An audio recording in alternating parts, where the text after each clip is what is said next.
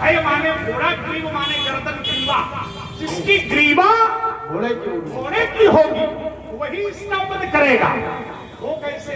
भगवान विष्णु तो शयन कर रहे थे, भगवान की उठने का समय नहीं था, क्योंकि देव प्रबोधनी एकादशी आई नहीं थी। तो भगवान उठे कैसे? तो उठाया कैसे जाए? तो फिर ब्रह्मा आदि देवताओं ने विचार किया कि परमात्मा तो उठेंगे नहीं, इनको उठाया जाए। तो भगवान जहां सो रहे थे तो भगवान के सिर के नीचे उनका सारंग नाम का धनुष रखा था। भगवान का वैष्णव धनुष रखा था, और जब वैष्णव धनुष के ऊपर सिर था तो इन लोगों ने विचार किया कि दीमक को ये आदेश दिया जाए कि इसको काटना शुरू करे, छेदना शुरू करे, तो हो सकता है भगवान की निद्रा खुल जाए। दीमक ने बात स्वीकार नहीं की, लेकिन फिर भी किसी तरह यज्ञ में भाग देकर स्वार्थ का विषय बताकर दीमक को संतुष्ट किया। दीमक ने जब काटना शुरू किया तो धनुष की प्रत्यंचा के द्वारा भगवान का सिर कट गया। उस वैष्णव धनुष की प्रत्यंचा से भगवान का सिर कट गया। अब जब भगवान का सिर कट गया तो विचार किया गया कि अब इस पे घोड़े का सिर कैसे जोड़ा जाए। ध्यान देना, तब महादेव के द्वारा, विश्वकर्मा देव के द्वारा ब्रह्मा आदि की उपस्थिति पर नारायण के सिर धड़ में घोड़े का सिर जोड़ा गया। तब भगवान का एक अवतार हुआ, हयग्रीव अवतार, और हयग्रीव अवतार ने हयग्रीव नामक दैत्य का वध किया। ठीक है, इसमें एक और सोचने वाली बात है हमारा तर्क ये है, जैसे आप विचार करो जरा कि क्या विष्णु भगवान का कंठ प्रत्यंचा से कट सकता है क्या? ये इसमें भी कुछ रहस्य है। न जाने असुरों ने कितनी बार अस्त्र शस्त्र भगवान विष्णु पर चलाए, एक बार वीरभद्र ने जाने कितनी बार भगवान विष्णु पर अस्त्र शस्त्र चलाए, लेकिन भगवान विष्णु का बाल बांका नहीं हुआ। लेकिन प्रत्यंचा से क्या भगवान विष्णु का कंठ कट सकता है? ना। फिर कैसे कटा? लक्ष्मी जी ने श्राप दिया था। अब फिर वही बात घूम कर आ गई। हमको भी पता है, इसीलिए हमने रखा। लक्ष्मी जी ने श्राप इसलिए दिया था क्योंकि भगवान विष्णु जब शेषनाग की सैया पर लेटे थे और सामने माता लक्ष्मी जी बैठी थी, तो लक्ष्मी जी के मुख को देख करके भगवान विष्णु को हंसी आ गई। और जब भगवान विष्णु को हंसी आ गई तो माता लक्ष्मी ने कारण पूछा, और कारण भगवान विष्णु ने बताया नहीं। तो माता को लगा कि भगवान मेरा उपहास कर रहे हैं, मुझ पर हंस रहे हैं, तो मैंने ये श्राप दिया, अर्थात लक्ष्मी जी ने ये श्राप दे दिया कि जिस मुख से आप मेरा उपहास कर रहे हैं, जाओ ये मुख ही आपका नष्ट हो जाएगा। तो लक्ष्मी जी के श्राप के कारण भगवान विष्णु के साथ ये घटना, तो श्राप वरदान कहीं न कहीं जुड़े होते हैं। ठीक वैसे ही जनक के यहाँ भी श्राप वरदान की कोई न कोई व्यवस्था रही है। अब एक बात हमारी ये है, जैसे आपने कहा कि जुड़वाया जाता है, अलौकिक कोई महापुरुष आवे तो वो अलौकिक को जोड़ सकता है। ये बात बहुत अच्छी, जैसे विष्णु भगवान का उदाहरण आपने दिया, अलौकिक जोड़ सकता है। तो अलौकिकता हमें सबसे ज्यादा तो आपे के घर में दिखाई पड़ती है। विष्णु भगवान की तो बात अलग है। एक बार व्यास जी महाराज तुरंत वहीं से जुड़ रहे हैं, तो एक बार भगवान शंकर परशुराम जी के गुरु जी हैं, एक बार भगवान शंकर ने गणेश का मस्तक काट दिया था। गणेश ने काट दिया, माता ने क्रोध किया तो गणेश का सिर हाथी का जोड़ दिया गया। एक विशेषता। दूसरी विशेषता इनके घर में, इन्होंने माता का कंठ काट दिया, भाइयों का कंठ काट दिया, पिताजी से वरदान मांग लिया कि माता जी पुनः जीवित, भाई पुनः जीवित, माने भाइयों का कंठ जुड़ गया, माता का कंठ जुड़ गया, गणेश का कंठ जुड़ गया। तो जब इतनी अलौकिक विशेषता आपके घर में है तो आप जरूर जोड़ लो, काय अल्लाह बचाए। भाई आपसे ज्यादा लक्ष्मण के लिए अलौकिक कौन हो सकता है? इसलिए ये बातें महाराज हमें न बताओ, उल्टी सीधी बातें बंद करो, सही सही बताओ। ले लो, अच्छे लोग बिल्कुल लाओ, हमको कह रहे हो। अब देखिए जरा, लक्ष्मण ने कहा कि सबसे ज्यादा अलौकिकता तो आपके घर में दिखाई पड़ती है। माता जी का कंठ आपने काट दिया तो माता जी का कंठ फिर जुड़ गया, भाइयों का कंठ काट दिया, भाइयों का कंठ जुड़ गया। फिर शंकर जी ने गणेश का सिरोच्छेदन कर दिया तो शंकर जी ने गणेश के धड़ में हाथी का सिर जोड़ दिया। तो सबसे ज्यादा आप ही जोड़ लेंगे, हाँ तो जोड़ लेंगे। लेकिन एक कारण है, कौन सा? कारण ये है कि जैसे शंकर जी ने गणेश का शिरोच्छेदन किया, तो शंकर जी ने किया, ये प्रमाणित हुआ कि किसने किया। ध्यान देना, सहस्त्राबाहु के पुत्रों ने हमारे पिता का सिर काट दिया, मैंने अपने पिता का सिर जोड़ लिया, लेकिन जोड़ा बाद में निपटाया पहले। तो निपटाओ, ये अब निपटाओ, समझ गए? अब निपटाओ, निपटाओ। धनुष को तो हम जोड़ ही लेंगे, लेकिन पहले धनुष तोड़ने वाले को निपटाएंगे। निपटाओ, समझो जरा। समझ रहे? तोड़ने वाले को अच्छा नहीं निपटाएंगे तो समझेंगे, समझेंगे? ध्यान देना जरा। समझे में क्या समझो? समझेंगे। वैसे निपटाने का मार्ग तो हमने बना ही लिया है। पूरा पहले ये जान लिया जाए कि तोड़ने वाला कौन है। अगर तोड़ने वाले को जान लिया जाए और इसके बाद जोड़ने की स्थिति बनेगी, तो हमारे लिए धनुष को जोड़ना ये कोई बहुत बड़ी बात। आपकी सब बात महाराज हमें अच्छी लग रही, लेकिन ये बात बहुत बुरी लगी जो तुमने कहा कि पहले हम निपटाएंगे उसके बाद समझेंगे। इन्होंने कहा सहस्त्राबाहु को हमने निपटा दिया, बाद में हमने कंठ जोड़ा, तो धनुष तोड़ने वाले को निपटाएंगे हम, बाद में धनुष तो हम जोड़ लेंगे। देखो, धनुष तोड़ने वाले को निपटाने से पहले तुम्हें लक्ष्मण को निपटाना पड़ेगा। स्वामी से पहले सेवक, पहले महाराज तुम हमें का निपटाओ, बाद में धनुष तोड़ने वाले तक पहुंचो। ठीक है, बातें न बताओ, फरसा एक हाथ से पकड़ो, दोनों से पकड़ो, तो देखें कैसे निपटाते हो। दोनों करशे दो कुठार, फिर शक्ति लगा कर वार करो, और 13 चुनौती भृगुनंदन, अन्न रश्मि होते चले तो दोनों करशे गौ कुठार, फिर शक्ति लगा कर वार करो, और 13 चुनौती भृगुनंदन, तुम चलो मेरा श्रृंगार करो। यदि मैया के हो दूध पिए तो अबना देर लगाना तुम, शीश काट हम भैयों का, गुर को जाकर पहनाना तुम। यदि क्रोध बड़े प्रलयनकारी, खरा तुम्हारा पानी है, नहीं धिक्कार तुम्हें है परशुराम ये पाई। स्वामी और सेवक, स्वामी चाहे दास को निपटावे, चाहे समझावे, चाहे मारे, चाहे पीटे। हाँ, ध्यान देना जरा, पीटे का मतलब ताड़ना दे। ये स्वामी और दास के बीच की बात है। तुम्हारे भैया ने कहा हुई है कोई एक दास, तुम्हारा तोड़ने वाला आपका कोई एक दास होगा, तो हम अपने दास को चाहे मारे और चाहे निपटावे, चाहे 3-5 बीच में मन के लड्डू खाए रहोगे। बोले समझो जरा, तुमको बीच में विरोध करने की आवश्यकता नहीं। क्यों? क्योंकि स्वामी का व्यवहार दास के प्रति स्वतंत्र होता है। अच्छा, स्वतंत्र। स्वामी और दास के बीच में जो व्यवहार होगा वो स्वतंत्रता का होगा, और उस पक्ष से ये बात कही गई है। रही बात वीरता की, तो वीरता लक्ष्मण तुम दिखा रहे हो, अच्छी बात है, लेकिन हमारी वीरता के इतिहास काल पत्रों में आज भी सुरक्षित रखे हैं, और स्वर्णिम अक्षरों से हमारी वीरता का इतिहास लिखा गया है। इसलिए क्षत्रियों को मैंने छांट छांट, अरे 21 बार धूमत डाली, और ये रखने न दिया कोई क्षत्रिय जो अपने को कहे बलशाली। अरे तू क्षत्रिय कहां से आ निकला, अपने को क्षत्रिय कहता है, राम कहे समझाए शठ, क्यों बड़बड़ बातें कर। देखिए महाराज, आपने नियम बढ़िया बताया कि हम अपने दास को मारे, चाहे पीटे, चाहे जो कुछ करें, तुम्हें बोलने की आवश्यकता नहीं है। ठीक है, क्योंकि स्वामी स्वतंत्र होता है। पहली बात तो यह कि परशुराम ने दास स्वीकार नहीं किया है। हमारे भैया ने कहा कि नाथ शंभु धनुभंजनी हारा होई केव एक दास, लेकिन दास स्वीकार नहीं किया। स्वीकार की क्या किया? सेवक सो जो करे सेवकाई, और अरि करनी करी करी लड़ाई, सुनो राम जय शिव धनु तोड़ा, और सहस बाहु संसोरित। तो दास स्वीकार कर लेते तो लक्ष्मण को बोलने की आवश्यकता नहीं पड़ती, लेकिन स्वीकार आपने शत्रु किया है। अच्छा, यदि एक पल के लिए हम मान भी लें कि हम अपने दास को मारे चाहे पीटे, लक्ष्मण को बोलने की आवश्यकता नहीं है। आवश्यकता है यदि स्वामी का विरोध कोई करे, चाहे कितना बड़ा क्यों ना, तुम्हारे घर से फिर उदाहरण एक दे रहे हैं। जैसे एक बार ब्रह्मा जी की सभा में भगवान शंकर का अपमान राजा दक्ष ने किया, और राजा दक्ष भगवान शंकर के पिता तुल्य हैं, ससुर है।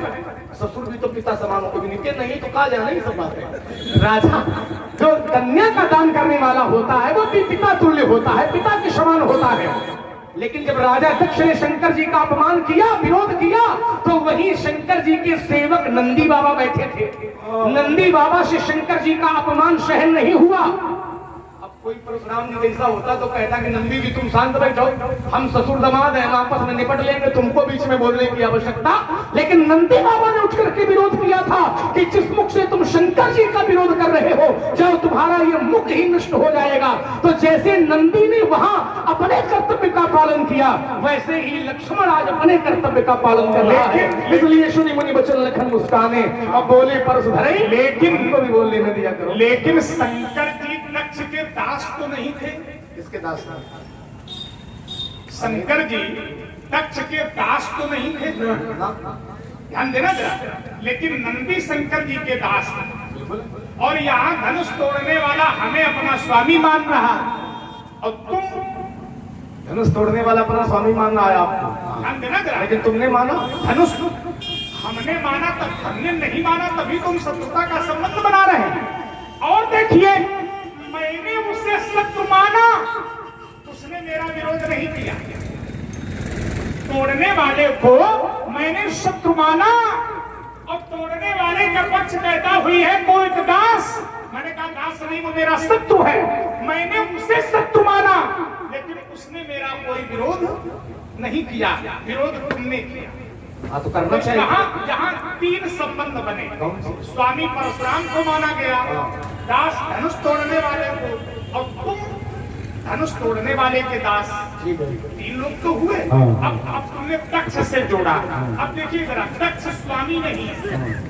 पहली बात तो दक्ष स्वामी नहीं है, शंकर जी केवल स्वामी है और नंदी जी दास है। अब वहां स्थिति दूसरी बनी, शंकर जी नंदी जी के सर्वस्व हैं, और नियम ये कहता है कि अगर शंकर जी की निंदा हो रही हो तो संत शंभु श्रीपति अपवादा, तो सुनी जहां तहां अस मर्यादा, दास जीव जो बसाई और श्रवण मुंद चली। तो इसमें कहना क्या चाहते हो? अब ये कहना चाहते हो कि स्वामी नहीं है। तुम्हारे समझ में नहीं? हमारी समझ में आ गया। कहना ये चाहते हो कि स्वामी वो है, ठीक है, स्वामी नहीं है दक्ष। तो तुमको एक सीधे सीधे स्वामी का हम प्रमाण दे दो, जिससे शांति मिले वो ले लो। सेवक के स्वामी के विरोध में, सेवक के स्वामी के विरोध में, ध्यान देना मेरी बात पर, सेवक के स्वामी के विरोध में यदि स्वामी का स्वामी भी आ जाए तो सेवक को कभी लड़ाई लड़ने से पैर पीछे नहीं हटाने। जैसे एक उदाहरण ले लो, ग्रंथ से ले लो। जैसे वैसे हम हैं और हम राम जी के सेवक हैं, राम जी के हम सेवक हैं, और राम जी के स्वामी कौन है? शंकर जी। लिंग थाप विधिवत करी पूजा, हमारे राम जी के आराध्य भगवान शंकर हैं और हम राम जी के सेवक हैं। लेकिन हमारे स्वामी के स्वामी है शंकर जी, लेकिन शंकर जी यदि कभी राम के विरोध में युद्ध लड़ने आएंगे तो लक्ष्मण शंकर से भी लड़ जाएगा। हमारे लिए ग्रंथ कहता है कि जो सहाय सत शंकर आई और तदपि हतम रण राम, मैं शंकर से भी युद्ध कर सकता हूँ, भले ही वो हमारे स्वामी के स्वामी क्यों न हो। और ऐसा होता रहा है। एक तर्क ले लो। तर्क क्या है? जिस समय देखिए, जैसे नंदी बाबा के सर्वस्व शंकर जी, ऐसे ही वीरभद्र के सर्वस्व भी शंकर जी। वीरभद्र भी तो भगवान शंकर के सेवक है, लेकिन जब राजा दक्ष की यज्ञ में वीरभद्र पहुंचे, समाचार जब शंकर पाए तो वीरभद्र कर कोप पठाए। तो वीरभद्र जब पहुंचे यज्ञ में तो वीरभद्र के सामने सबसे पहले विष्णु भगवान खड़े थे युद्ध करने के लिए राजा दक्ष के पक्ष से। और ध्यान दें, आदरणीय हमारे श्री मनोज जी त्रिवेदी, इसको भैया थोड़ा मीठा हिंदू महासभा, बहुत दिनों से आप हिंदू महासभा के बहुत बड़े संगठन मंत्री हैं उत्तर प्रदेश के, और आपका यह कार्य है कि सनातन धर्म की वृद्धि हो, और पटेल नगर चौराहे में बहुत व्यापक भव्य रामलीला आप करवाते हैं, और जहाँ जहाँ भगवान की लीलाएं होती हैं वहाँ समय से पहुंचकर कुछ न कुछ सहयोग जो मंच में पात्र होते हैं उनके चरणों में, और कुछ न कुछ कमेटी को भी देते हैं। आपने अपने निज कोष से 200 मुद्राएं रामलीला कमेटी को, वर्तमान में जो रामलीला यहाँ चल रहा है, इस रामलीला कमेटी को 200 मुद्राओं का सहयोग पंडित श्री मनोज त्रिवेदी जी ने भेंट किया है एवं भगवान परशुराम जी, भगवान लक्ष्मण जी और भगवान व्यास जी के लिए आपने अपने निज कोष से 50 मुद्राएं भगवान परशुराम जी, 50 मुद्राएं लक्ष्मण जी और 50 मुद्राएं व्यास जी को भेंट किया है। धन्यवाद। तो जिस समय दक्ष के यज्ञ में वीरभद्र पहुंचे तो दक्ष के पक्ष से लड़ने के लिए सबसे पहले विष्णु भगवान थे, नारायण खड़े थे और नारायण भगवान शंकर के आराध्य। शंकर जी नारायण को अपना स्वामी मानते हैं, लेकिन वीरभद्र ने स्वामी के विरोध में यदि उनके स्वामी भी खड़े थे तो वीरभद्र ने भगवान विष्णु से भी युद्ध किया। तो जैसे वीरभद्र ने अपने कर्तव्य का पालन किया वैसे ही हम कर रहे हैं। इसलिए चमा चम चमकती है प्रत्यंचा जब इन करों में तो बड़े बड़े वीरों का कलेजा हिल जाता है। रक्त का प्यासा और जहर का बुझा हुआ बाण समरांगण में शत्रुओं के स्रोत की शरीता बहाता है। मेरी ही हुंकार से फटते हैं पहाड़, चतुर दिशाओं में अंधकार छा जाता है। और युद्ध की बातें बाबा जी तुम्हें कहां तक बताऊं, हम तो लाशों पर लाशों के खरन ये लगा। शंकर जी के स्वामी विष्णु जी हैं। श्री कमल किशोर जी गुप्ता, आपने ये 200 मुद्राएं भगवान परशुराम जी, भगवान लक्ष्मण जी और भगवान व्यास जी के लिए भेंट किया है। बहुत बहुत धन्यवाद। शंकर जी के स्वामी विष्णु जी हैं और विष्णु जी के स्वामी कौन है? विष्णु जी के स्वामी शंकर जी, ये दोनों एक दूसरे के पूरक। एक देशीय संबंध नहीं है यहाँ, बहुदेशीय संबंध। तुम बातें घुमा रहे हमारा बहुदेशीय एक देशी लगा। ये तुम्हें घुमा हुआ लग रहा है। शंकर जी के लिए विष्णु भगवान स्वामी और विष्णु जी के लिए शंकर जी उनके स्वामी। एक क्षण, ऐसा नहीं है कि नाम और काम किसी का हो और फालतू शब्द को प्रचार करें। ये जो बोला गया इन्होंने दिया, कमल किशोर गुप्ता, इन्होंने एक पैसा नहीं दिया है 50-50। हाँ, लेकिन मनोज त्रिवेदी जी जो बैठे हैं इन्होंने 200 मुद्राएं जो हमने लौटा दिया, ये कमेटी को भेंट किया है और शेष जो रकम थी वो तीनों को विभाजित किया है। धन्यवाद। भगवान शंकर, और चलो तुम उदाहरण दे रहे हो, तुम्हारा अपना उदाहरण है, कथा सुना रहे हो, ठीक है, लेकिन अगर वीरता की बात करते हो तो बाल ब्रह्मचारी के क्रोध की ज्वाला ये फेंकेगी, प्रलय मच जाएगा। हुंकार से टूटेगा अवनितल, फूटेगा देवमंडल, सारा विश्व थर्राएगा। ये छार छार कर दूंगा मैं दुधर्ष दानवता को, देखूंगा शिवद्रोही आज बचकर कहां जाएगा। विषधर निचोड़ विष पी के, अरे बुझैया प्यास, परशु का प्रहार आज खाली नहीं जाएगा। तो था शांत भी लखनलाल, अब शांत नहीं रह पाएगा। मिथिला से गए नहीं मुनि तो युद्ध छिड़ जाएगा। योगनी करेगी इतिहास, श्रोणित से प्यास बुझावेगी। लखनलाल की क्रोध अग्नि में धरामस्त हो जाएगी। वो रणचंडी है, ललकार रही है, कहती स्वयं भगवती है। अब हो जाओ तैयार बाबा जी, आज खुली चुनाव। रक्त से भरे थे कुंड विस्तृत गंभीर बात, ये राम रुद्र नाम था, ये सदा लहराते थे। अरे कृष्ण की दबाकर प्रखर तपन में भी ये किंचित कभी कहीं सूखने न पाते थे। अवधेश जिनमें कुतूहल करत काली, कौतुक कपाली के कहे नहीं जाते थे। अरे रण की बातें तुम्हें कहां तक बताए लखनलाल, लाशों पर लाशों के ढेर लग जाते। तो जाता हूँ तो युद्ध में तो नेक न सिखाता हूँ, मुंह की न खाता, पैर पीछे न हटाता, उपजाता जो क्रोध तो बताता विपक्षियों को, श्रवण बंद शत्रुओं के श्रोणित की श्रिता बहाता हूँ। लेकिन आधा बराजे कभी श्रवण से, क्योंकि सदा में विजय की पताका फहराता। राजकुमार लक्ष्मण गर्व से भर जाते थे, गर्व गिर जाते थे। नरेश नारियों के सोच और गर्व महिपालों के ये था में फूल खाते थे। ये होती रक्त से रंग वर्ण सुंदरा, ये रंग मंद शून्य के पहाड़ लग जाते थे।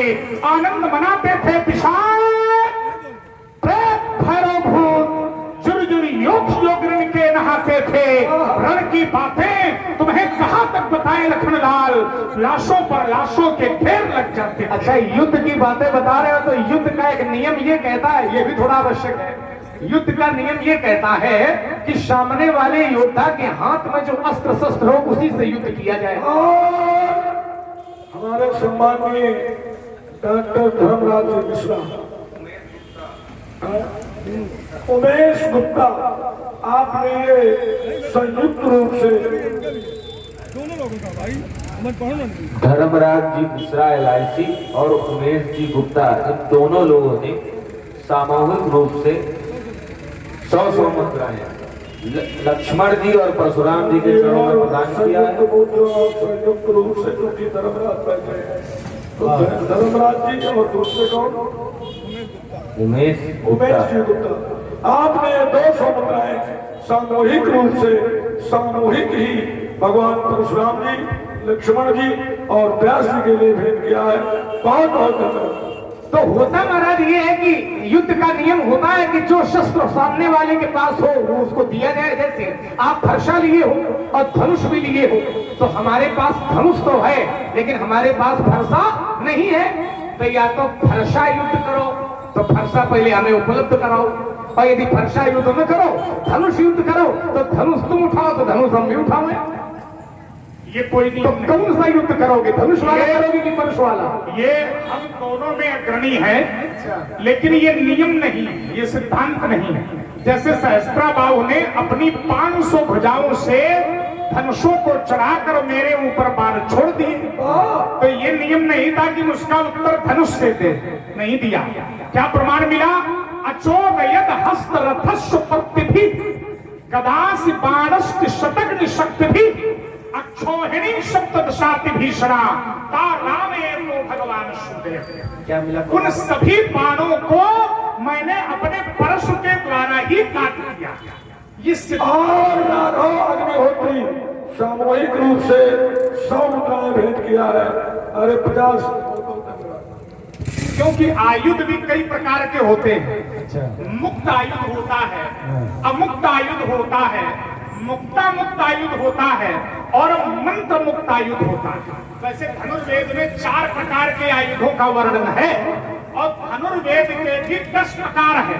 आदान, संधान, मोक्षण, निवर्तन, स्थान, मुष्टि, प्रयोग, प्रायश्चित, मंडल और रहस्य। हमसे छूटा कुछ नहीं है। इसी तरह परशु को चलाने के 6 अंग हैं। पहला अंग है कराल, दूसरा अंग है अवघात, तीसरा अंग है तंशोप्रभ, चौथा अंग है क्षिप्त अस्त्र, पांचवा अंग है स्फीति और छठा अंग है शून्य। ये परशु को चलाने के 6 अंग हैं। हमें ये भी मालूम है कि जब कोई योद्धा धनुष पर बाण को चढ़ाता है तो बाण को चढ़ाते समय उस योद्धा के दोनों पैरों के बीच में कितने अंश का कोण बनता है? ऐसे ही थोड़ी है, क्योंकि हमने अपने गुरु जी से सीखा है ये सब। अच्छा। तो गुरु जी से सीखने के कारण हमें ये सब मालूम है। और ये जो धनुर्वेद निकला है ये भी हमारे ही घर से, हमारे ही परिवार से निकला है। इसके मूल प्रवर्तक तुम्हारे गुरुदेव आचार्य वशिष्ठ तब हुए जब भगवान शंकर ने वशिष्ठ को धनुर्वेद प्रदान किया। तब वशिष्ठ जी प्रवर्तक हुए और वशिष्ठ जी ने तब तुम्हारे गुरुदेव विश्वामित्र जी को धनुर्वेद प्रदान किया, जिन्होंने नीति प्रकाशिका एक धनुर्वेद का ग्रंथ है उसका संपादन किया। हमें तो महाराज आपके वशिष्ठ जी ने विश्वामित्र को धनुर्वेद दिया। कहीं कहीं शंकर जी का भी प्रमाण है, कहीं कहीं का शंकर जी का प्रमाण है। वशिष्ठ जी से तो युद्ध हुआ है विश्वामित्र जी महाराज। और जब युद्ध हुआ है तो युद्ध में वशिष्ठ पर न जाने कितने अस्त्र शस्त्र प्रयोग किए और उन्होंने प्रमाण भी वहां पर मिलता है। ठीक बलम क्षत्रिय बलम ब्रह्म तेजो बलम बलम एक एक ब्रह्म दंडेन सर्व शस्त्राणी। तो सर्व शस्त्राणी कहां से मिले? धनुर्वेद से। और जब धनुर्वेद भगवान प्रमाण ये मिलता है कि शंकर जी ने विश्वामित्र को दिया। जब विश्वामित्र ने तपस्या की तब भगवान शंकर ने उनको दिया। इसका प्रमाण भी है। युद्धपुष्टो महादेव धनुर्वेदो ममान, है ना। तो धनुष परशु की विशेषताएं आपने बता दी है। तो आपने कहा कि फरसे के माध्यम से हमने निरस्त कर दिया, लेकिन हमने तो ये जाना है कि फरसे के माध्यम से आपने सहस्त्राबाहु की भुजाओं का छेदन किया है। सहस्रबाहु भुज छेदन हारा लेकिन सहस्त्राबाहु को मारा कैसे? फरसे से कि धनुष से? सहस्त्राबाहु को हमने मारे ही नहीं। सहस्त्राबाहु की जब भुजाओं का छेदन परशुराम ने किया तो ब्रह्मा के शाप के कारण सहस्त्रबाहु की स्वाभाविक मृत्यु हो गई। हमारी परीक्षा न लिया करो। परीक्षा? हम परीक्षा क्या? हम तुमसे बड़े हैं जो परीक्षा लेंगे। हम तुम्हें फिर सावधान कर रहे हैं। सावधान क्या कर रहे हैं? कई प्रहार हमारे ऊपर कोई प्रहार नहीं। हम चूंकि हमारे गुरु जी ने हमें ये बताया कि परशुराम ने सहस्त्राबाहु को फरसे से नहीं बल्कि इसी धनुष से मारा था जो आज टूट गया है। नहीं, ये नहीं। दैनिक विंशद्वारम ही निक्षत्रा पृथ्वीम कृता सहस्त्रबाहु निर्हता सुपितुर्घात कारणात्। इसलिए हमारे जीवन दर्शन को जानो, जीवन की विधा को जानो। एक शैली है, पंथ है। हमारा जो पंथ है वो सामान्य नहीं है, वो कठिन है। कम करो और आवाज बढ़ाओ, है ना? व्यासी की स्थिति देखो क्या हो गई। तो हमारा जीवन दर्शन एक विधा, एक शैली है। जो पंथ है वो कठिन है। मैं कठिन पंथ का पथिक लड़ा, मैं कठिन पंथ का पथिक लड़ा, करतानित झंझावातों से, करतानित झंझावातों से ये प्राकृतिक प्रकोप ना डरा सके हमको अपने आघातों से, हमको अपने आघातों से। मैं चला जहां मैं जिस पथ पर,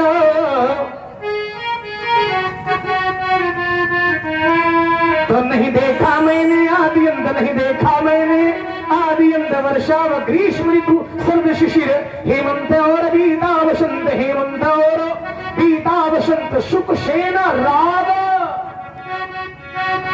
और दुख सेना द्वेष, तो हो गया पथन जगन्नाथों से। मैं कठिन बंध का पथिक लड़ा, करतानित झंझावातों से।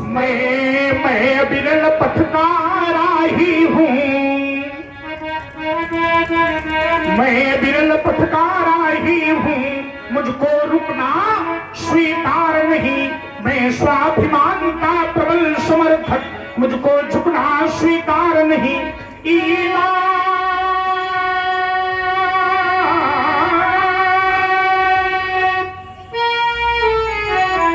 बेच दूं टुकड़ों में, यह मेरे बस की बात नहीं।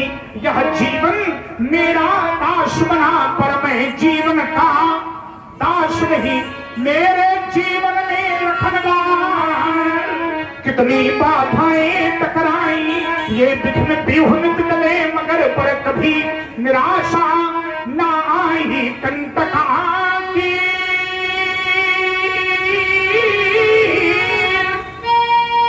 पथ मिले मिली, कितनी सरिताएं कितने शरद। यह पवन मरुथल मरुद्यान सब मिलते रहे सदा निर्झर। में चला, मैं चला अबाध निरंतर ही, रुक करके मानी हार नहीं। मैं अविरल पथकारा ही हूँ, मुझको रुकना स्वीकार नहीं। रुकना स्वीकार नहीं है तो आप उसी पथ पर बढ़ते चले, तो तुम उसी पंथ पर बढ़े चलो, तुम उसी पंथ पर बढ़े चलो जिस पर चलते जिन साधारण, जिस पर चलते जिन साधारण। यह दुर्गम पथ क्यों अपनाया, इसका मुनि पूछूं मैं कारण, इसका मुनि पूछूं मैं कारण। यह तेरा है और यह मेरा है,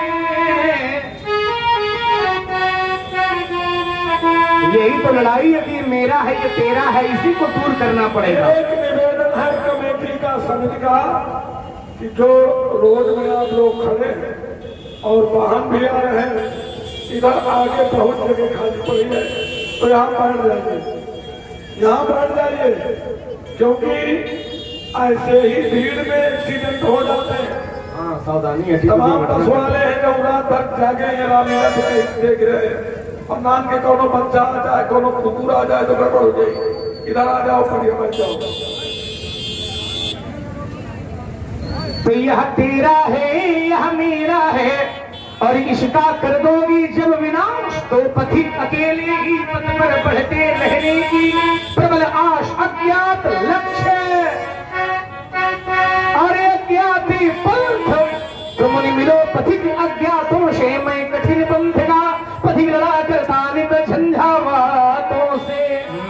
चला पंथ पर, मैं चला पंथ पर, शूल थे तब पीछे, मैं चला पंथ पर, शूल थे तब पीछे, मैं निकल जब बड़ा फूल खिलने लगी। मैं चला पंथ पर, मैं चला पंथ पर, सूर्य जब से चला, गति बदलती नहीं, पाँव बदले नहीं। नाचता था महाकाल दिग्राल पर, नष्ट संस्कृति हुई थी पदाघात से, व्योम था जल रहा व्योम था जल रहा, मेघ तड़पे बहुत बिजलियों के कसैले कसाघात से। बात चुनौती प्रलय की बढ़ा मैं अगर, तो यह डगर भी सकुच कर सिमटने लगी, सिमटने लगी। मैं पथिक वह नहीं, मैं पथिक वह नहीं, मैं पथिक वह नहीं, पथ जिसे खा गया। मैं पथिक वह नहीं, पथ जिसे खा गया। फूलने से चरण चिन्ह मिलते नहीं। मैं चला, मैं चला, मैं चला, मैं चला पंथ पर, शूल थे तब पीछे, मैं निकल जब बड़ा फूल खिलने। चलने की बात आप करते महाराज, चाहे जो जितना चलने वाला हो, लेकिन एक ना एक दिन उस चलने वाले को भी रुकना। श्वास आज चल रही है, कब रुक जाए कोई भरोसा नहीं।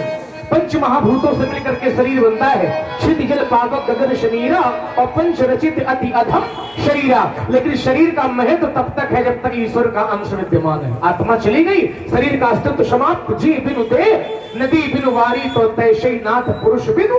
बिना आत्मा के शरीर का कोई महत्व नहीं। आत्मा चली गई, शरीर की मृत्यु हो गई। हमारी चिता पृथ्वी पर बनाई गई तो पृथ्वी ने अपना भाग ले लिया।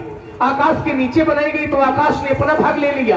और चिता में लगा दी गई आग, आग ने अपना भाग ले लिया। आग कभी भी बिना हवा के लग नहीं सकती है, तो हवा अपना भाग ले लेती है। और बची राख, राख को लोग गंगा यमुना में बहा देते हैं, तो जल तत्व अपना भाग ले लेता। बचा क्या? कुछ नहीं। ना कुछ लेकर आया है और ना कुछ लेकर, यदि जाने वाला है तो भगवान का लिया गया नाम और हमारे द्वारा किया गया काम, माने कर्म ही हमारे साथ जाएगा। इसके अतिरिक्त कुछ जाने वाला। वो कभी कहता है, यह मुट्ठी बांधे आया जग में और खोले खोले जाएगा तो उड़ जाएगा। श्वास का पंछी तब पिंजरा खाली रह जाएगा। यह दाने बीन चबाने वाले उसी घाट पर जाते हैं और स्वर्ण भस्म के खाने वाले उसी घाट। चाहे जितना बड़ा धनवान हो और चाहे जितना निर्धन हो, लेकिन अंत में वहां जाना पड़ता। कहाँ? प्यास लगती है तब पनघट की याद आती है, लाज लगती है तब घूंघट की याद आती है, किंतु जिंदगानी जब घटती है तो फिर मनघट की याद। वहां सबको जाना पड़ेगा। हमने जो कमाया है जीवन में, मकान दुकान, मकान दुकान, सब यही रह जाएगा। ये कोठी बंगले खड़े के खड़े रही गए और हर नगीने जड़े के जड़े रही गए। अंत में लखपति को न ढेला मिला और हर्ष जब जब उड़ा तब अकेला उड़ा। ना ही राजा रहा और ना ही रानी रही, पर ये कहने को केवल कहानी रही। ना ही राजा रहा और ना ही रानी रही, ना बुढ़ापा रहा ना जवानी रही। तो क्यों ना हम अपनी कहानी को भगवान के चरित्र से जोड़ दें, तो हमारी कहानी भी अमर हो जाए। मन से प्रकट व्यास जी, मन से प्रकट और मुख से निर्गत उक्ति को हम कथन कहते हैं। क्या बात है। मैं गीत पर तर्क नहीं करता, लेकिन कथन पर अपना तर्क रख सकता हूं। तुमने कहा चिता लगाई जाती है भूमि पर, भूमि अपना भाग ले लेती है। अग्नि लगा दी जाती है, अग्नि अपना भाग ले लेता है। आकाश के नीचे लगती है तो आकाश अपना भाग ले लेता है। वायु के बिना आग लग नहीं सकती तो वायु अपना भाग ले लेता है।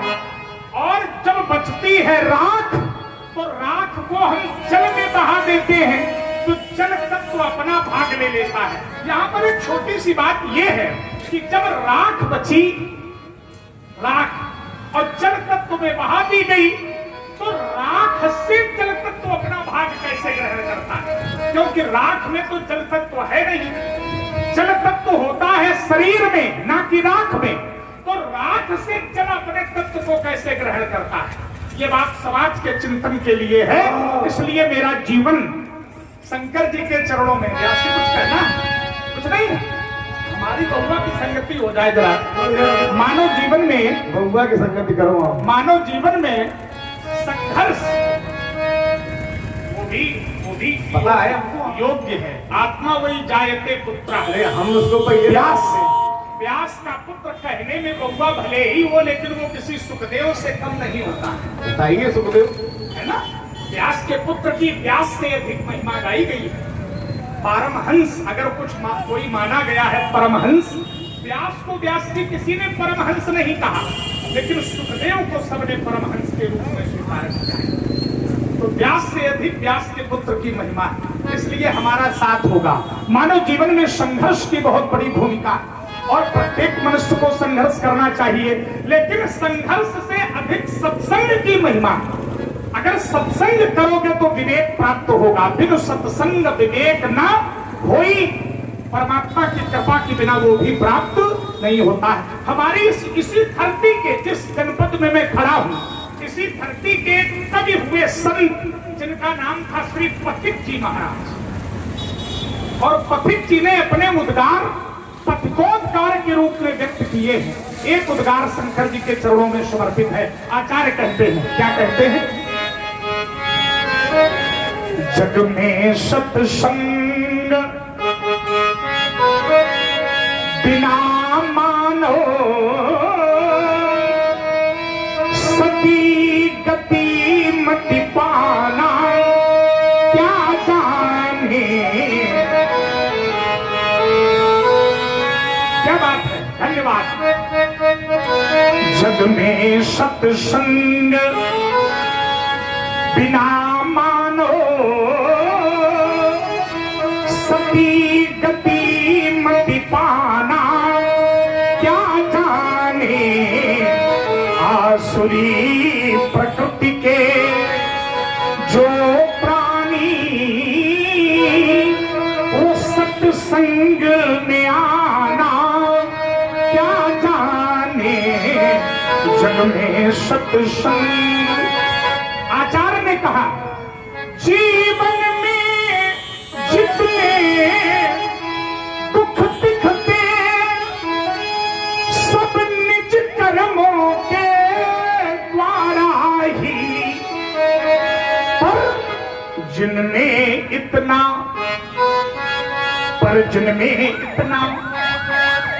ज्ञान नहीं, वह दोष निराना, क्या जाने जग में सत्संग बिना मानो सती गति मति पाना, क्या जाने। आचार्य कहते हैं, जो पहुंचे हुए संत जन है, उनसे पूछो पथ की बातें। किसी ने कहा कि संत की पहचान कैसे हो, तो मैंने कहा कि जिसके दर्शन मात्र से हमारा मन शांत हो जाए, जान लेना वही संत है। संत की यही पहचान है। आचार्य कहते हैं कि जो पहुंचे हुए संत जन है, तो उनसे पूछो पथ की बातें।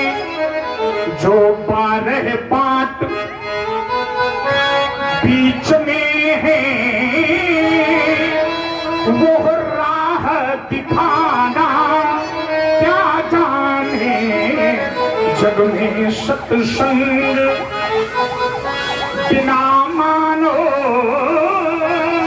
सती गति मति पाना, क्या जाने।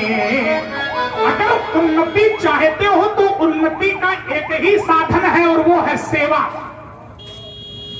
सेवा सेवा अगर चाहते हो, अगर उन्नति चाहते हो तो सेवा करना सीख लो।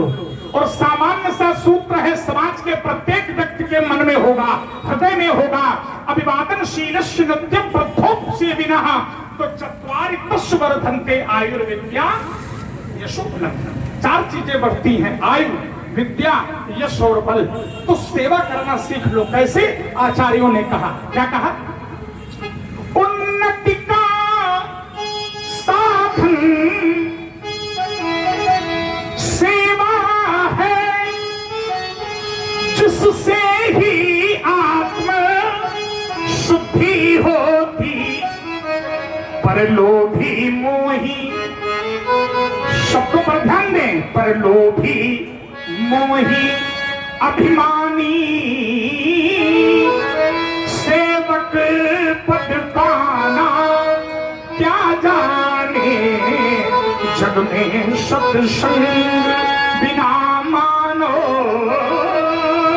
सती गति मति पाना, क्या जाने जग में सत्संग।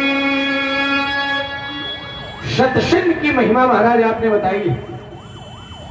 संत न होते जगत में तो जल मरता संसार, और ज्ञान भक्ति वैराग्य दे को कर तो उद्धार। सत्संग की महिमा बड़ी विचित्र। एक बात आपने और इसमें कही थी कि वो जल में राख कैसे, अपना राख जब जल में बहा दी गई तो जल तब तो कैसे भाग ले लेता है। क्योंकि राख है तो शरीर की ही। भाई चिता के अवशेष राख के रूप में जब प्राप्त हुआ, उस राख को जब जल में, अरे राख न मिले, राख मिल जाए जल में बहा दो तो जल तत्व पर भाग ले लेगा।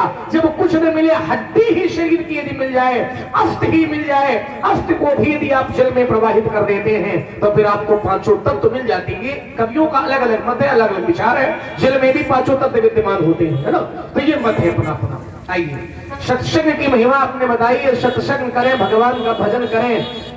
दर्शन या तो संत का करें या अनंत का करें, लाभ दोनों देते हैं। लेकिन जब धरती पर हम आते हैं तो भूमि पर तथा ढाबर पानी और जीव जीवई माया, माया मोह में जीव पड़ जाता है, माता पिता भाई बहन से संबंध जोड़ लेता है और भगवान को भूल जाता है। करता क्या है? बहुत बड़ा परिवार बनाया, उससे बड़ा ये मेला, लेकिन अंतिम में सब तोड़ ताड़ उड़ जाता हंस। नारी जब छूट गई नर की तो ये परिजन इतना ही कर पाए कि 4 जनों के कंधे पर रख मरघट तक वो ले आए। धनवानों के, बलवानों के बड़े बड़े बेटे हैं, किंतु लक्कड़ों के ऊपर वो चुप हो चित लेते हैं। सह न सके सरदर्द कभी। लोगों के पास इतना धन था कि औषधि देने वैद्य घर में आता था, घर में औषधि देने, लेकिन सह न सके सरदर्द कभी। उपचार बहुत करवाए और चलने का जब समय हुआ तो धनवंतरी काम न आए। माँ की गोदी से, माता की गोद में जन्म हुआ, माँ की गोदी से मरघट तक बस इतनी सी थी दूरी, और जिसको तय करने में हमने उम्र लगा दी। और सच्चाई उम्र की मात्र इतनी है कि उमा कहूं मैं अनुभव अपना, और सत्य हरि भजन जगत सब सपना। और यही लक्ष्य है, देह धरे करिया फल भाई कि भजी राम।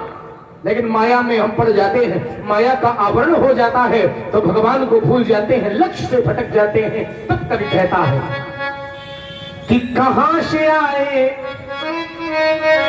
कैसे आए, और किसी को ये मालूम नहीं। तो कौन बूंदे मोती बन जाए, उन मेघों को मालूम नहीं। प्रातःकाल होते ही पंछी, ये जो पक्षी शब्द है ये और कोई नहीं, हम सभी लोग हैं। सवेरा होता है तो परिवार के पालन पोषण के लिए घर से निकलते हैं। कुछ लोग परिवार के पालन पोषण के लिए सवेरे निकलते हैं, कुछ लोग शाम को निकलते हैं। लेकिन निकलते सभी हैं। और जब निकलते हैं तो ये पता नहीं होता कि हम शाम को या सुबह से कुशल वापस घर में आ जाएंगे। वही कवि कहता है कि प्रातःकाल होते ही पक्षी दाना चुगने चल देते हैं और छोड़ घोंसले में बच्चों को जीवन की नैया खेते हैं। लेकिन प्राण पखेरु कब उड़ जाए ये उन बच्चों को मालूम नहीं, तो कौन बूंद मोती बन जाए उनमें को मालूम नहीं। दो अनजाने राही देखो, दो अनजाने राही देखो दाम्पत्य सूत्र में बंधते हैं और साथ न छोड़ेंगे जीवन में ऐसी कसमें वो खाते हैं। लेकिन पता नहीं पहले पति चला जाए या पहले पत्नी चली जाए, ये कोई नहीं जानता है, कोई भरोसा नहीं है कब क्या हो जाए। पर कौन शराही कब छूट जाए, यह कौन शराही कब बिछुड़ेगा ये उस दंपति को मालूम नहीं। तो कौन बूंदे मोती बन जाए उनमें घो को मालूम नहीं। चूंकि ऋषि दधीच का दान विश्व में, ऋषि दधीच का दान विश्व में है जग में अपमान हो गया और शिल्प कलाकारों के द्वारा पत्थर का सम्मान बढ़ गया। लेकिन कौन शिला शंकर बन जाए या कौन शिला मूर्ति बन जाए ये उन शिखरों को मालूम नहीं। तो कौन बूंद मोती बन जाए उनमें घों को मालूम नहीं। छिप छिप अश्रु बहाने वालों, छिप छिप अश्रु बहाने वालों, मोती व्यर्थ लुटाने वालों, छिप छिप अश्रु बहाने वालों, मोती व्यर्थ लुटाने वालों। कुछ सपनों के मर जाने से जीवन नहीं मरा करता है, कुछ सपनों के मर जाने से जीवन नहीं मरा करता है। कुछ भी मिटता नहीं यहाँ पर, कुछ भी मिटता नहीं यहाँ पर, केवल जिल्द बदलती पोथी, केवल शब्द चयन देखिए जरा कवि का, केवल जिल्द बदलती पोथी जैसे रात उतार चांदनी पहने खड़ी धूप की धोती। जैसे रात उतार चांदनी पहने खड़ी धूप की धोती। चंदन खूब लगाने वालों, माला खूब फिराने वालों, कुछ अपनों के मिट जाने से ये सपना नहीं मरा करता है, जीवन नहीं मरा करता है, यह जीवन नहीं मरा करता है। एक कवि है जिसका नाम है तुलसी और वो अपने भक्तों से कहता है, क्या कहता है? बुद्धि बड़ी,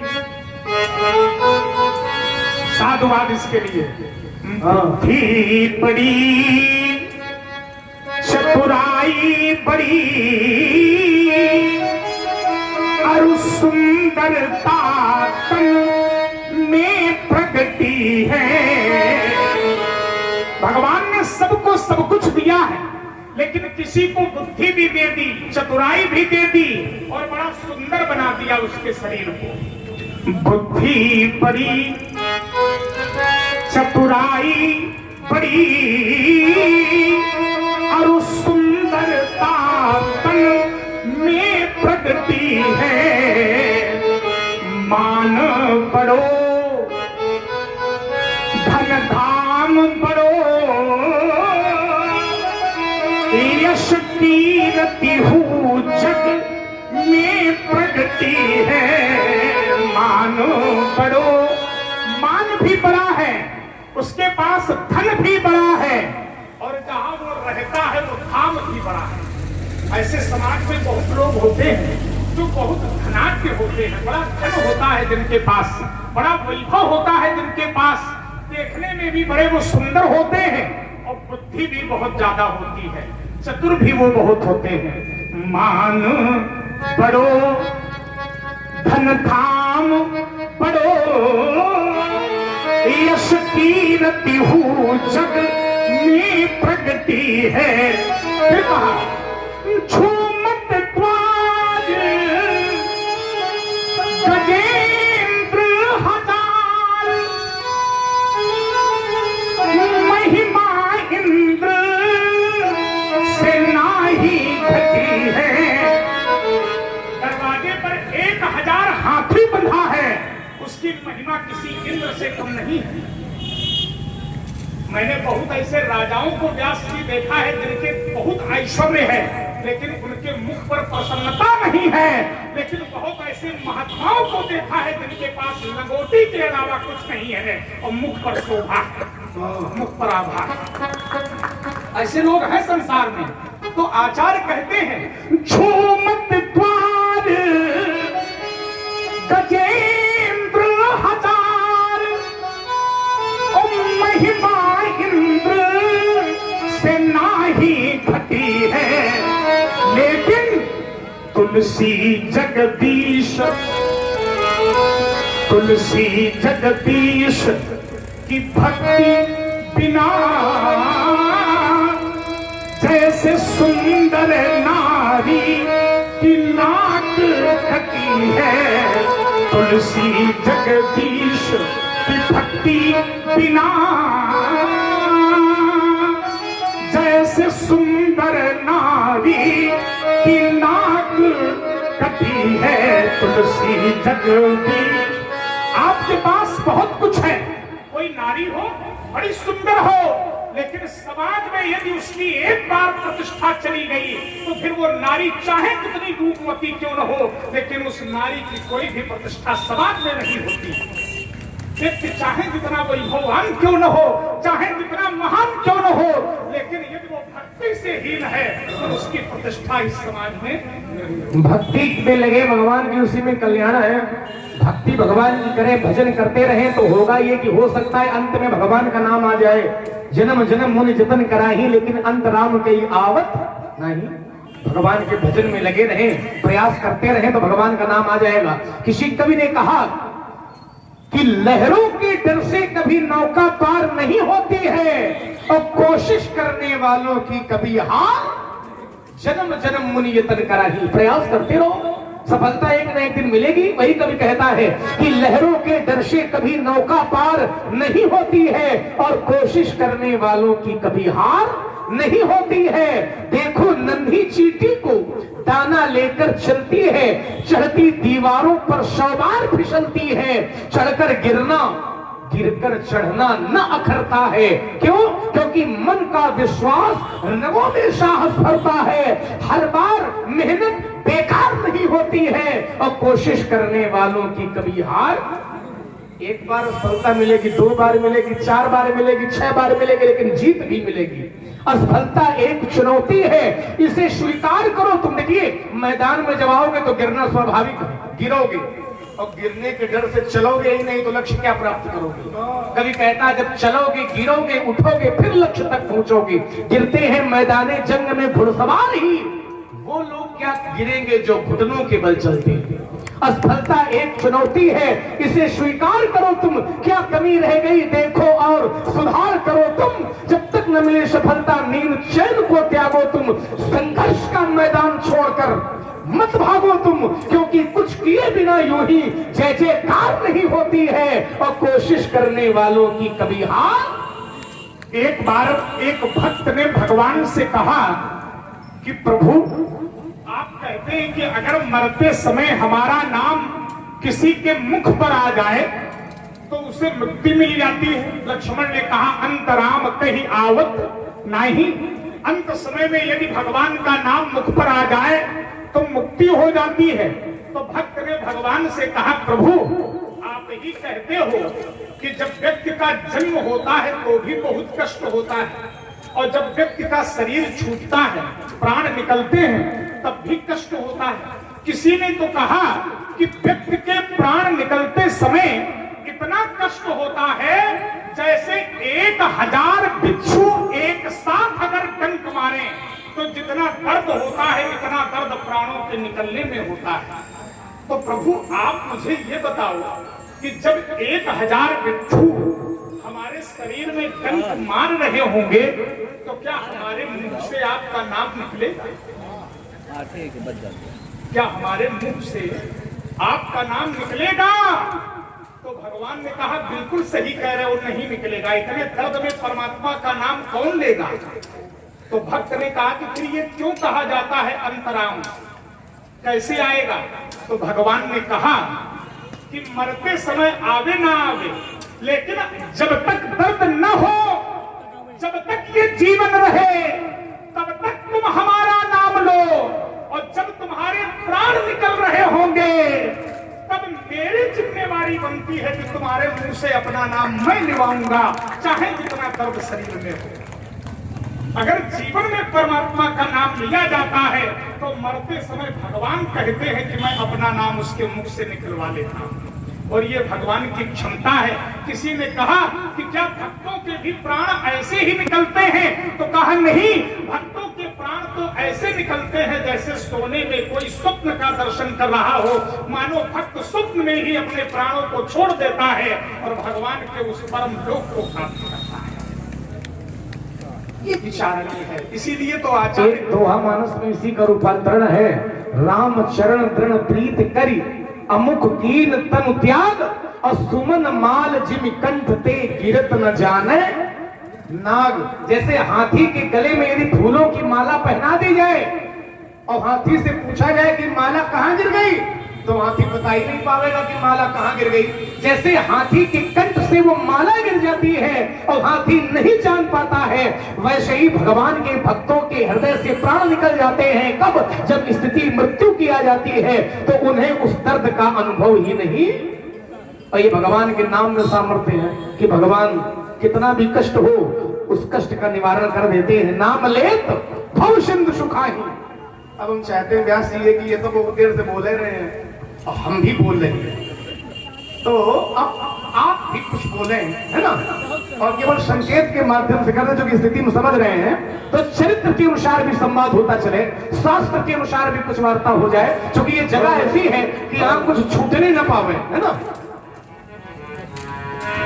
कहो लखन मुनिशील तुम्हारा, को नहीं जान विदित संसार।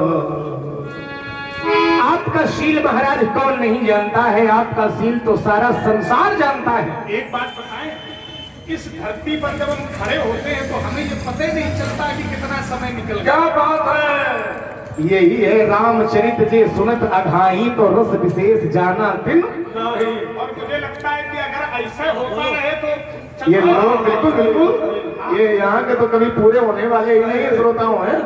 नहीं, यहाँ हमको भी एकदम जरा बैठ रहे हैं। हाँ, वो तो व्यवस्था ये है कि नहीं गड़बड़ किया। हाँ भाई, परंतु आनंद आ रहा। तो आनंद का विषय, जहाँ आनंद के अंदर साक्षात होंगे वहाँ आनंद तो रहेगा ही, आनंद उनकी आनंद दाता। अब ये मार काट करके बिगाड़ना चाहते हैं लेकिन बिगड़ने वाला नहीं है। को नहीं जान विदित संसार, सारा संसार जानता है, संसार जानता है आपके विषय में कि माता पिता उड़े बहनी की, माता का कंठ काट दिया, पिताजी से वरदान मांग लिया, माता जी पुनः जीवित हो जाएं। संसार में माता पुत्र को जीवन देती है, लेकिन परशुराम जी ने माता जी को नया जीवन दे दिया, इसलिए माता किरण से उड़े हो गए। सहस्त्राबाहु अर्जुन के पुत्रों ने पिता का कंठ काट दिया, मृत संजीवनी विद्या के माध्यम से पिता को नया जीवन दे दिया। संसार में पिताजी पुत्र को जीवन देते हैं, लेकिन परशुराम जी ने पिता को नया जीवन दे दिया, इसलिए माता पिता किरण से उड़े हो गए। हम और आप यदि माता पिता किरण से उड़े नहीं हो सकते हैं तो राम लीला देखकर ये संकल्प ले सकते हैं कि आज से हम सभी लोग अपने अपने माता पिता की सेवा, क्योंकि सुन जननी सोई सुत बड़भागी, और जो पितुमात वचन अनुरागी, चारि पदार्थ करतल ताके, प्रिय पितुमात प्राण सब जाके। जिसको पिता माता प्राणों से भी बढ़कर के प्यारे होते हैं तो धर्म अर्थ काम मोक्ष उस पुत्र को प्राप्त हो जाता है स्वयं ही। तो ये राम लीला देखने से हमें सीख प्राप्त होती है। परशुराम जी माता पिता के ऋण से उड़ हो गए हैं और गुरु जी का ऋण शेष है। तो गुरु जी का टूटा है धनुष, तो सोच रहे हैं मौका बढ़िया है, लक्ष्मण का मस्तक काट दें तो गुरु जी के रंग से उर्ण हो जाए। सो जिन हमारे माथे काढ़ा, दिन चल गए, दिन चल गए, दिन चढ़ गए, ब्याज बढ़ बाढ़ा, दिन व्यतीत हो गए हैं, ब्याज भी बढ़ गया है, तो ब्याज ज्यादा न बढ़े, तुरंत हम चुका दें। अब